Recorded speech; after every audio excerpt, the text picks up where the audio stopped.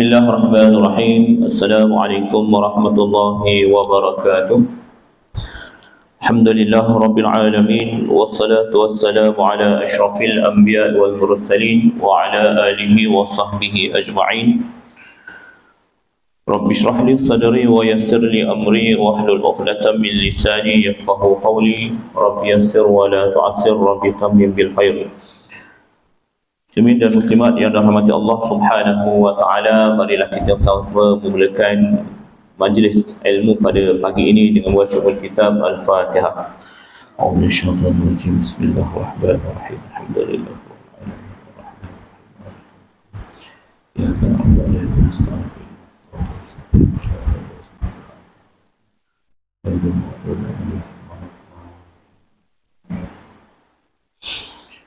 Muslimin dan muslimat yang dirahmati Allah Subhanahu wa taala, pada bulan lepas kita telah sampai kepada bahagian Rasulullah sallallahu alaihi wasallam telah dipertemukan dengan Warqah bin Naufal berkaitan tentang siapakah yang datang kepada Rasulullah sallallahu alaihi wasallam.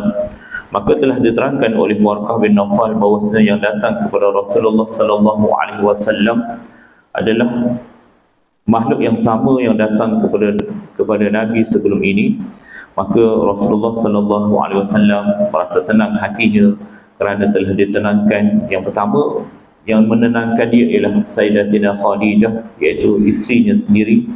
Yang kedua adalah merupakan sepupu kepada Khadijah itu sendiri. Baik. Jadi apabila Rasulullah sallallahu alaihi wasallam dia telah dapat bahawasanya itu adalah merupakan datang daripada Allah Subhanahu wa taala, maka dia yakin bahawasanya itu adalah benar-benar datang daripada Allah Subhanahu wa taala. Maka mari kita lihat kepada firman Allah Subhanahu wa taala yang menyatakan kepada kita tentang ba'da a'udzubillahi minasyaitonir rajim. Inna awhayna ilaika kama awhayna ila Nuhin wan nabiyyina min ba'di. Dalam surah Nisa ayat 163, maka Allah Ta'ala menyatakan bahawasanya kami telah memberikan wahyu kepadamu wahai Muhammad sebagaimana kami telah memberikan wahyu kepada Nabi Nuh dan Nabi-Nabi yang diutus kemudian daripadanya. Ayat ini menyatakan kepada kita tentang bahawasanya sebagaimana yang diterima oleh Rasulullah sallallahu alaihi wasallam, maka perkara itu juga berlaku kepada nabi sebelum ini seperti Nabi Nuh dan juga nabi-nabi yang telah diutuskan oleh Allah Subhanahu wa taala. Kemudian Allah Taala juga nyatakan kepada kita dalam surah Al-Anbiya ayat yang ke-7, ba'da a'udzubillahi minasyaitonir rajim. Wa ma arsalna qablaka illa rijalan nuhi ilaihim fas'alu ahla zikri in kuntum la ta'lamun.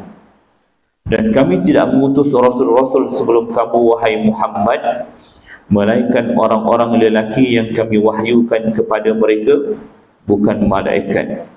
Maka bertanyalah kalian kepada ahli zikr jika kalian tidak mengetahui. Ayat seterusnya Allah Ta'ala nyatakan kepada kita bahawasanya wahyu ataupun yang datang daripada Allah Ta'ala ini adalah merupakan bahawasanya Nabi diutusnya daripada kalangan lelaki, kan? Dan bukan kepada malaikat. Seterusnya kita lihat bagaimana bahawasanya Allah Ta'ala nyatakan juga dalam firman yang lain bahawasanya wa ma arsalna min qablika min rasulin illa nuhi ilaih annahu la ilaha illa ana fa'budun. Dan kami tidak mengutus sebelum kamu wahai Muhammad seorang rasul pun, melainkan kami wahyukan kepadanya bahawa sesungguhnya tiada Tuhan yang berhak disembah melainkan Allah Ta'ala. Maksudnya rasul-rasul yang sebelum ini pun telah diutuskan oleh Allah Ta'ala tidak lain dan tidak bukan untuk menyatakan bahawasanya yang menjadi Tuhan adalah Allah Subhanahu wa Ta'ala. Dan apabila kita melihat kepada situasi yang berlaku pada zaman Rasulullah sallallahu alaihi wasallam, saya telah sebut sebelum ni bagaimana sahabat ni dia berada dengan Rasulullah sallallahu alaihi wasallam dan dia tahu bagaimana keperitan Nabi sallallahu alaihi wasallam betapa dahsyatnya ketika menerima wahyu daripada Allah Subhanahu wa taala, sehinggalah kadang-kadang jasad baginda dibasahi oleh peluh kan, ketika mana mendengar dengungan suara wahyu yang disampaikan oleh Rasulullah sallallahu alaihi wasallam, yang mana telah disebut dalam Al-Quran berkaitan tentang bagaimana bahawasanya bila Nabi sallallahu alaihi wasallam menerima wahyu, maka Allah Taala nyatakan bagaimana beratnya wahyu. Apabila kita simak dalam suratul Hasyr ayat 21, ba'da a'udzubillahi minasyaitonir rajim, Allah Taala nyatakan dan berikan suatu gambaran kepada kita tentang beratnya wahyu itu. Law anzalna hadzal Qur'an ala jabalin la ra'aitahu khashi'an mutasaddian min khasyatillah. Kalaulah kami turunkan Al-Quran ke atas sebuah gunung, nescaya engkau melihat gunung itu khusyuk serta pecah belah kerana takut kepada Allah Subhanahu wa taala. Nak tunjuk kat kita tentang bahawasanya beratnya Al-Quran kalau turun pada gunung hancur lebu, turun pada bukit bukau hancur lebu, kerana khusyuk dan tunduknya mereka kepada Allah Subhanahu wa taala.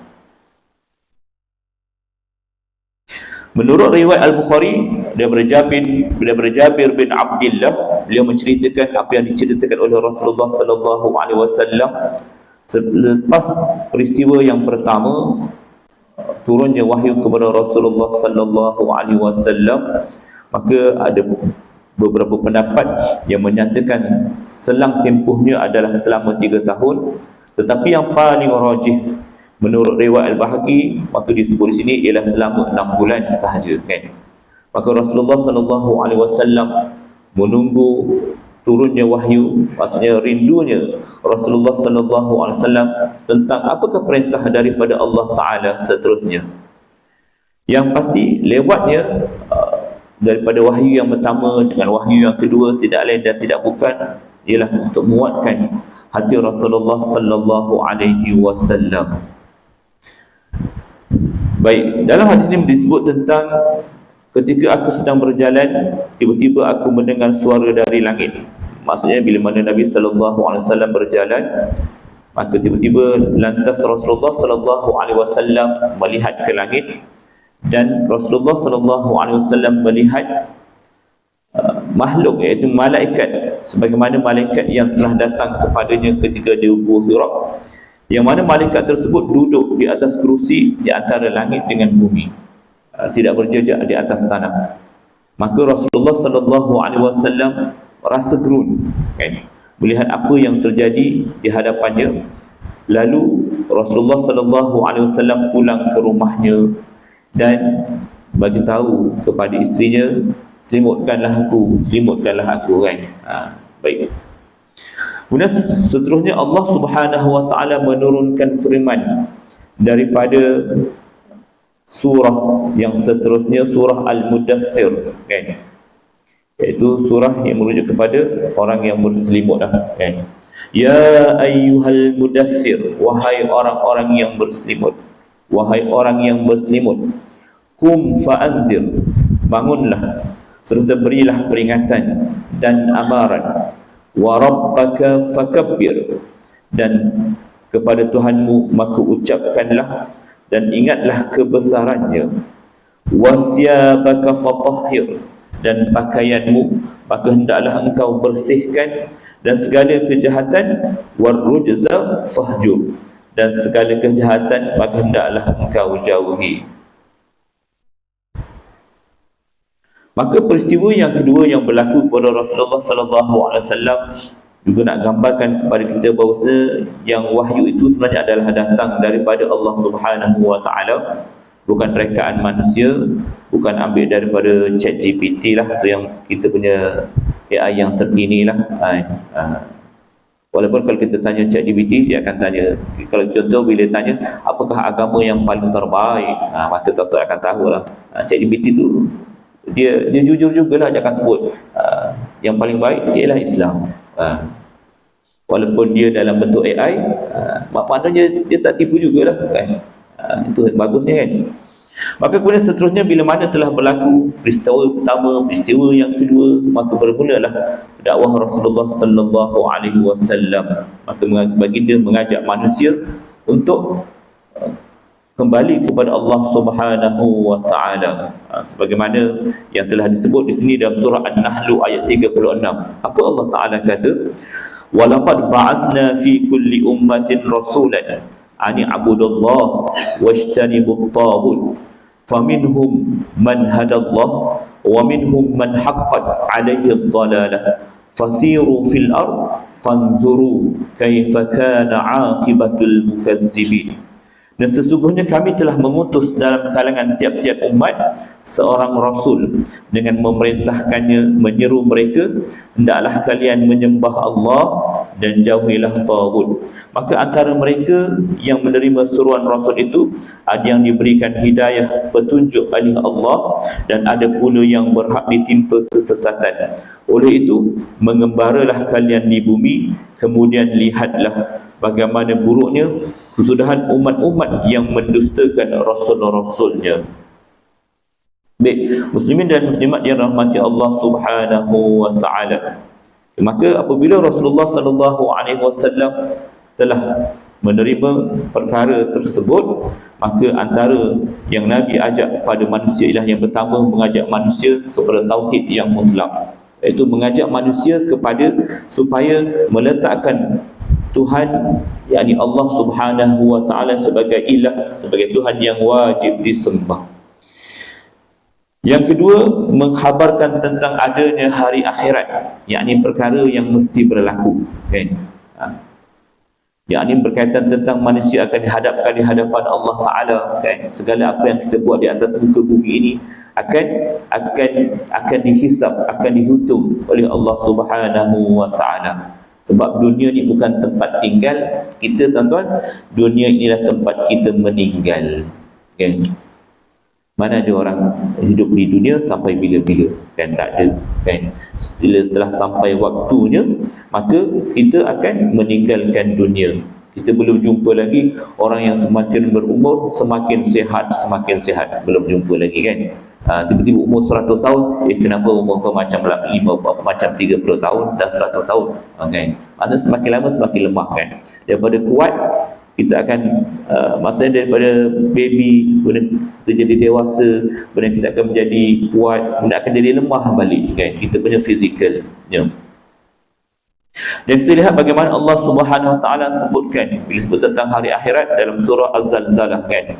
Iza zulzilatil ardu zilzalaha wa akhrajatil ardu athqalaha wa qala al insanu ma laha yawma idzin tuhaddisu ahbaraha bi anna rabbaka awha laha yawma idzi yasdurun nasu ashtatan liyuraw a'malahum faman ya'mal misqala dzarratin khairan yarah wa man ya'mal misqala dzarratin syarran yarah. Maka surah ini memberikan suatu peringatan yang jelas kepada kita berkaitan tentang bahawasanya hari akhirat adalah perkara yang pasti akan berlaku.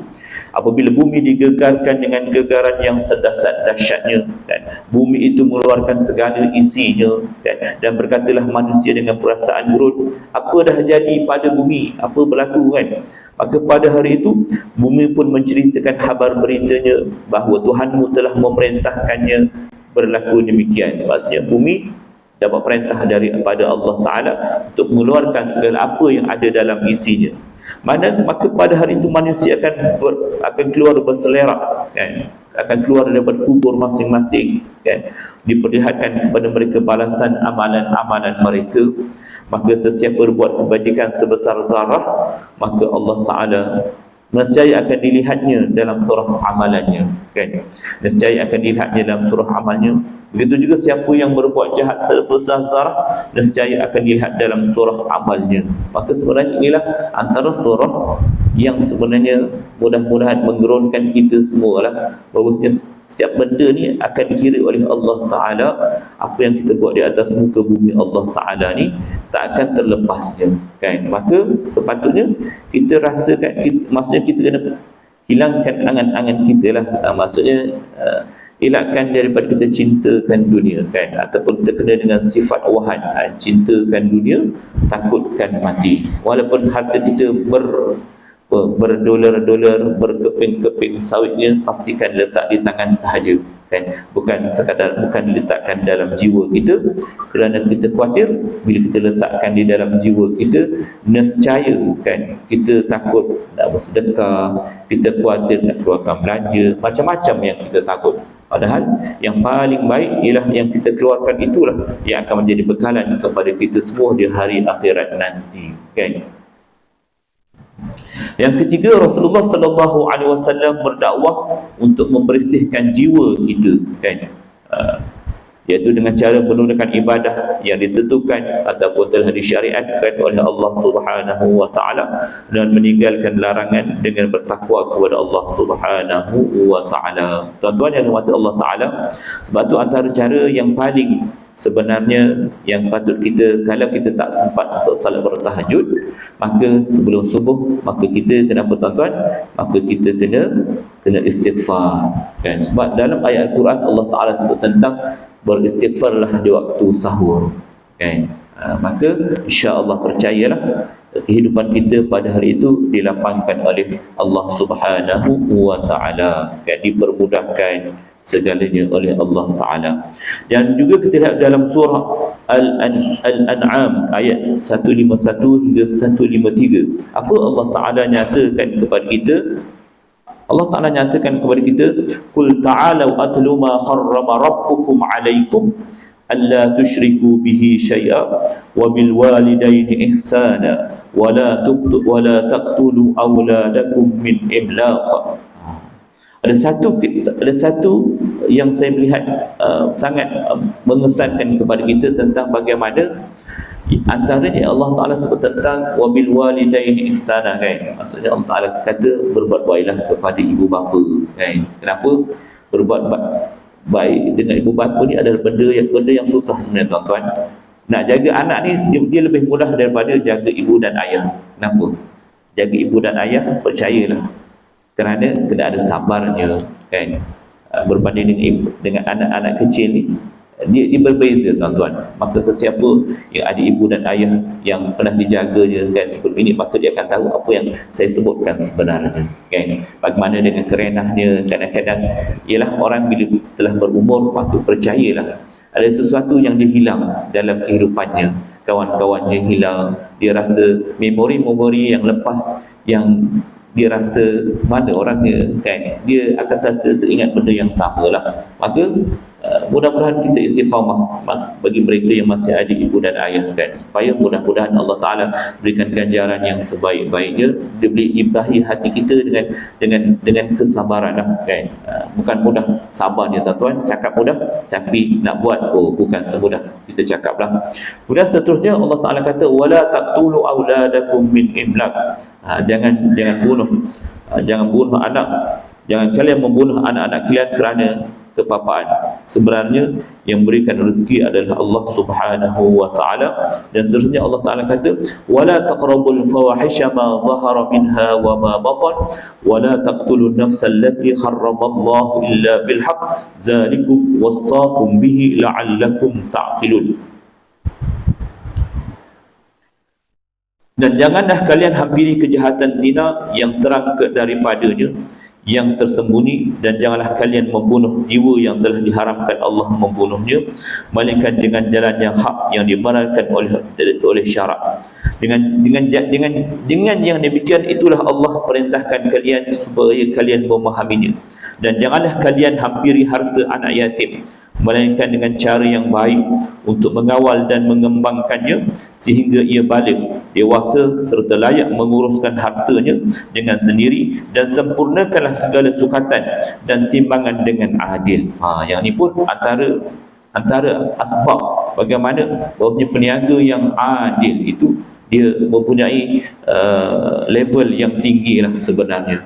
Sebab tu nak menjadi peniaga yang adil, peniaga yang jujur bukan semudah kita sangka. Maka sebab tu level dia sangat tinggi bagi peniaga yang adil, yang tidak mengurangkan dalam timbangan, ataupun dia tidak dia tak adjust dia punya timbang tu kan, kosongnya jauh kan, kan, tiba-tiba nak satunya sikit je, rupanya menipu, kan. Macam mana nak satu level dengan para syuhada dan salihin kalau gitu, kan. Kemudian seterusnya, kami tidak memberatkan seseorang dengan kewajipan melainkan sekadar kesanggupannya. Dan apabila kalian mengatakan sesuatu semasa membuat apa-apa keterangan, maka hendaklah kalian berlaku adil. Ialah akhir ayat daripada ayat surah Al-An'am 153 ini. Yang keempat seterusnya, apa yang Rasulullah sallallahu alaihi wasallam tekankan?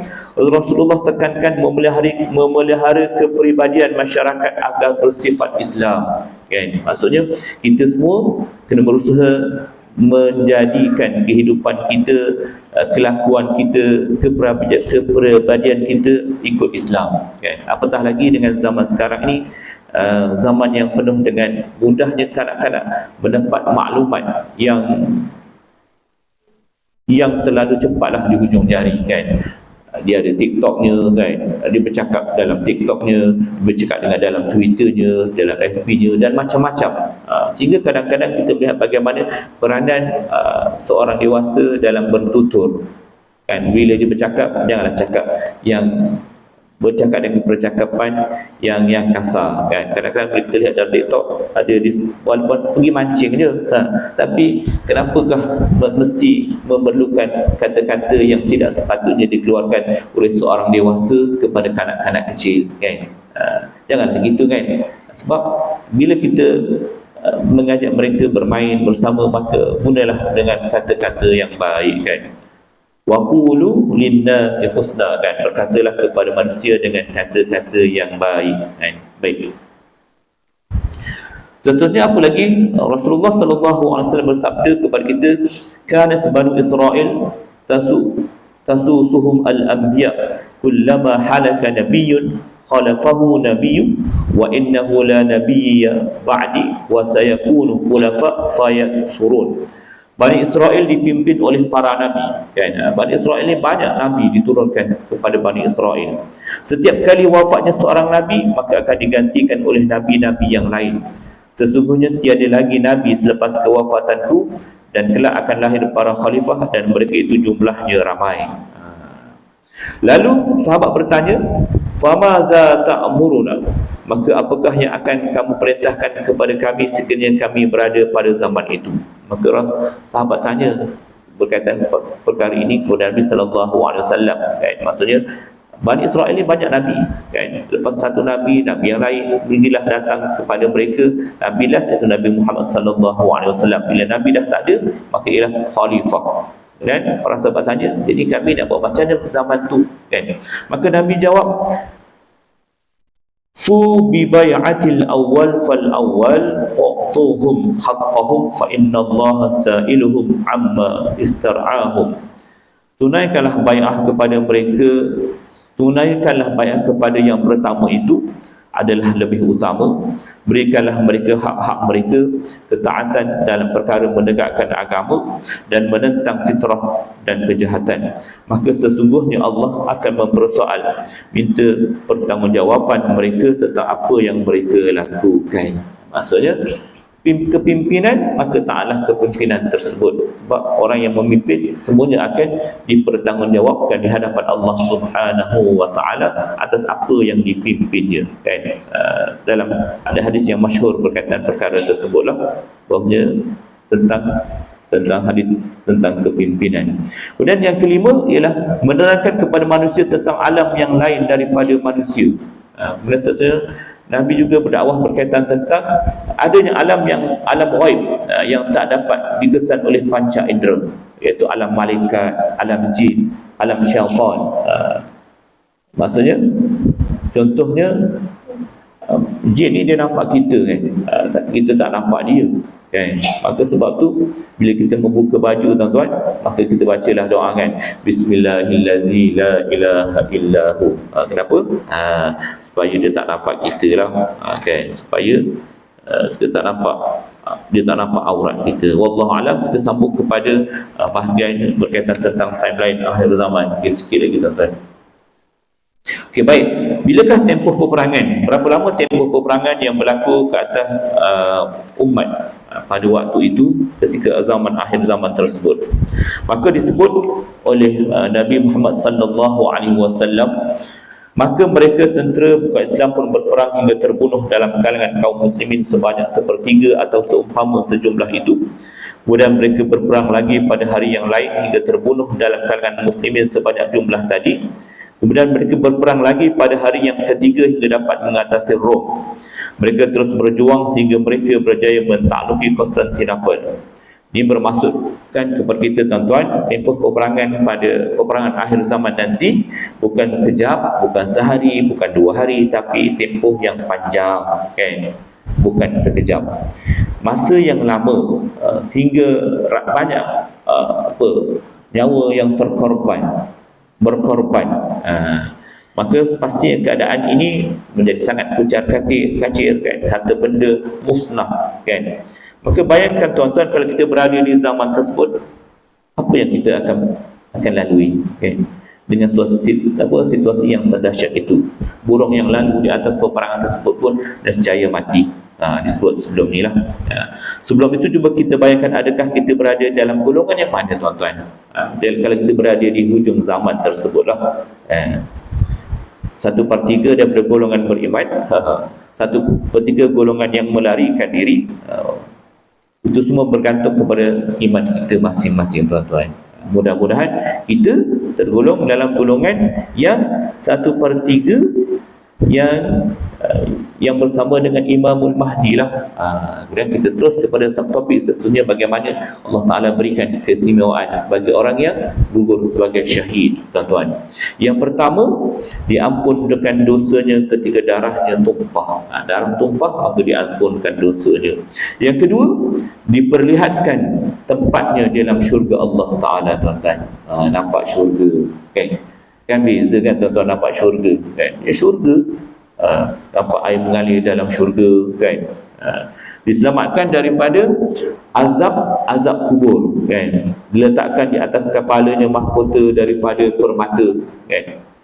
Yang kelima ni pasti tuan-tuan sukalah, dikahwinkan dengan 72 isteri daripada bidadari. Ramai, kan? Bukan seorang, dalam dunia seorang ni, kan tuan-tuan.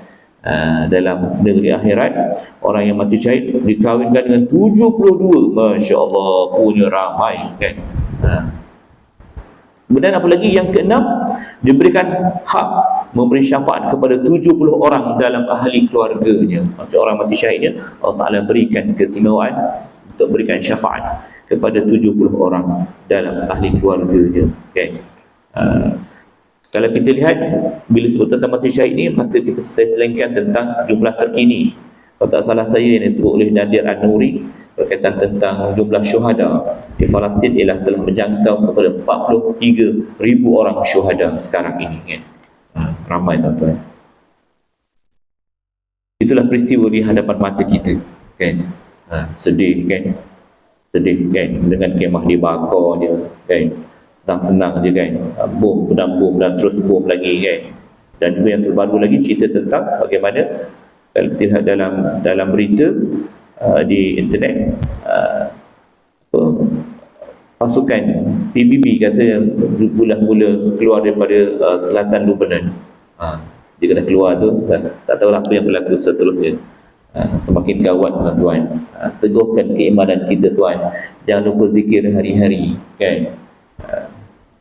Sabda Rasulullah sallallahu alaihi wasallam, orang yang mati syahid di sisi Allah orang yang mati syahid di sisi Allah Subhanahu wa taala mempunyai 6 keutamaan. Diampunkan dosanya ketika darahnya tumpah pertama kalinya, diperlihatkan tempatnya dalam syurga, diselamatkan daripada azab kubur, diberi keterangan daripada ketakutan ketika dibangkitkan daripada kubur, diletakkan di atas kepalanya mahkota, hinggalah yang terakhir saya sebut tadilah.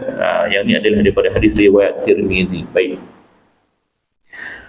Walaupun musuh dalam bilangan yang ramai, tuan-tuan hadirin hadirat sekalian, dan beberapa hari peperangan telah berlangsung, maka kemenangan tetap berada di bawah pihak Islam lah. Secara menyeluruh, pasukan musuh kalah kan pada peperangan tersebut. Rampasan perang sepenuhnya dimiliki oleh siapa tuan-tuan? Sepenuhnya dimiliki oleh pasukan Imamul Mahdi. Kalau nak fikirkan, apabila peperangan berlaku, sudah pasti semua pihak akan mengeluarkan aset dan perbelanjaan yang besar lah. Ialah berperang, bukan sikit kan, peperangan. Semua ini sebagai pelaburan sebelum menempah kejayaan. Begitulah juga bila sebut tentang peperangan akhir zaman. Apabila kemenangan menyebelahi tentera muslimin, harta rampasan yang diperolehi sangatlah banyak kan, sehingga tak terhitung lah. Ialah saya sebutkan sebelum ni tentang bahawanya jumlah yang hadir tentera bukan Islam ialah seramai 960,000 orang. Bila 960,000 orang, maka yang hadir tu tak tahulah berapa banyak kelengkapan ketenteraan, makanan, semualah yang dibawa bersama. Ketika itu semua harta rampasan perang akan dikumpulkan dalam satu tempat, dibahagikan sendiri oleh siapa? Yang bahagikan adalah Imam Mahdi lah. Dalam sibuk membahagikan harta rampasan perang, akan terdengarlah suatu suara yang tidak diketahui datangnya dari arah mana mengatakan, waktu sibuk-sibuk tengah bahagikan rampasan perang, maka timbullah pula suara yang entah datang dari mana bagi tahu bahawanya Dajjal muncul dalam keluarga kamu. Kan? Maka apa yang berlaku bila mana sebut ada suara kata Dajjal daripada kalangan keluarga kamu telah muncul Dajjal. Maka bila dengar je suara tu, maka mereka yang tengah pegang harta, yang pernah nak ambil harta tu, lepas semua harta-harta tersebut. Kenapa? Sebab mereka nak balik ke rumah masing-masing kan? Sebab ialah penangan Dajjal lagi power kan daripada penangan yang tersebutlah. Semua umat Islam merasa bimbang memikirkan bagaimana nasib keluarga mereka. Maksudnya yang datang untuk menyertai Imamul Mahdi ini daripada antero dunia kan. Jadi bila mana ada teriakan begitu, maka mereka pun rasa ialah nak jaga keluarga masing-masing lah daripada Dajjal kan. Sudah pasti ia adalah ketakutan yang sangat dahsyat bagi umat Islam. Akan berlaku fitnah yang paling bahaya, dan ini adalah bukti kepada semakin hampirnya kepada penghujung zaman. Sebab kita semua, yang pertama, kita disarankan oleh Rasulullah sallallahu alaihi wasallam supaya apa? Untuk membaca suratul Kahfi kan tuan-tuan, supaya kita terlepas daripada fitnah Dajjal. Kita juga diajar oleh Rasulullah sallallahu alaihi wasallam berkaitan tentang doa. Allahumma inni a'udzubika min azabi jahannam wa min azabil qabri wa min fitnatil mahya wal mamat wa min syarril masihid dajjal. Sebab fitnah Dajjal ni sangat berat kan. Sehinggalah diceritakan nanti ada sebut dalam ni cerita tentang bagaimana Dajjal ni sampai ke tahap dia nak jumpa orang Islam ni, nak supaya beriman dengan dia, sehingga kan dia boleh hidupkan yang mati kan. Siapa yang kita rindu tuan-tuan? Mak kita contoh, bapak kita contoh, maka dihidupkan yang mati tu balik. Padahal yang mati tu bukan bapak kita, mak kita. Syaitan serupakan dia sebenarnya. Baik. Kemudian seterusnya kita lihat 10 pemuda berkuda. Kebijaksanaan Imam Mahdi terserahlah apabila beliau tidak sekadar menerima berita ini begitu saja. Tadi dah sebutkan tentang bahawanya ada berita Dajjal hadir, ada Dajjal dah muncul, tapi Imam Mahdi ni dia tak terima bulat-bulat cerita tersebut. Maka dia selidik dulu kan, dia tabayun dulu cerita tersebut. Beliau mengambil tindakan dengan memanggil 10 orang pemuda berkuda bagi menyiasat adakah benar Dajjal sudah keluar atau sebaliknya. Maka Imam Mahdi ni dikumpul 10 orang pemuda yang hebat ni untuk merisik betul ke tak betul Dajjal ni dah hadir ke belum, dah muncul ke belum. Ketika mereka dalam keadaan seperti itu memberikan harta rampasan perang, maka mendengar berita yang lebih dahsyat.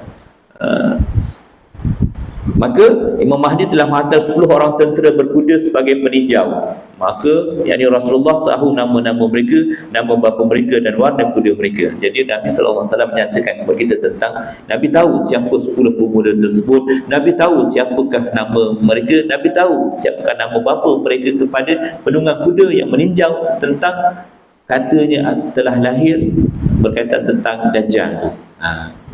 Mereka akan menjadi tentera berkuda yang paling handal di muka bumi ini pada masa itu, atau antara yang terhandal lah. Namun sebenarnya suara itu daripada siapa tuan-tuan? Sebenarnya suara itu datang daripada syaitan. Ia sesuatu yang tidak benar, namun dipercayai oleh pasukan Imam Mahdi kerana tak mengetahui apakah sebenarnya yang sedang berlaku pada waktu itulah. Dan akhirnya hasil penyiasatan daripada 10 pemuda tentera yang berkuda tu, mendapati Dajjal sebenarnya masih belum keluar, kan? Dan bermula detik itu, maka dunia ataupun dunia Islam, dunia diperintah oleh Islam, diketuai oleh Imam Mahdi dengan kehebatan kepimpinannya, terselah sebagai kebangkitan umat Islam. Maksudnya dunia dalam keadaan aman damai, kan, pada waktu itu. Wallahu alam. Sekedar itulah daripada saya. Yang pertama, saya telah sebut berkaitan tentang apakah yang Nabi SAW bawakan kepada kita 5 perkara yang sebelumnya saya telah sebutkan kepada tuan-tuan.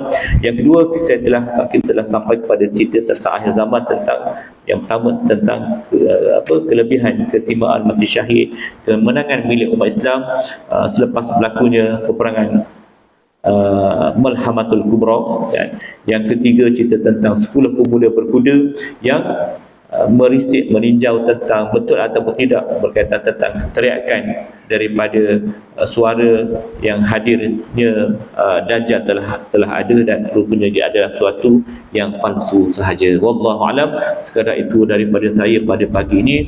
Mudah-mudahan kita semua mendapat perkongsian yang berguna pada pagi ini. Wallahu alam. Yang baik adalah datang daripada Allah Subhanahu wa taala, kekurangan itu adalah daripada saya sendiri. Kita sudahi dengan membaca kafaratul majlis dan suratul Asr. Subhanakallahumma wa bihamdika asyhadu an la ilaha illa anta astaghfiruka wa atubu ilaik. Bismillahirrahmanirrahim. Wal 'asri innal insana lafi khusr illa alladhina amanu wa 'amilus salihati wa tawassaw bil haqq wa tawassaw bis sabr. Wassalamu alaikum warahmatullahi wabarakatuh.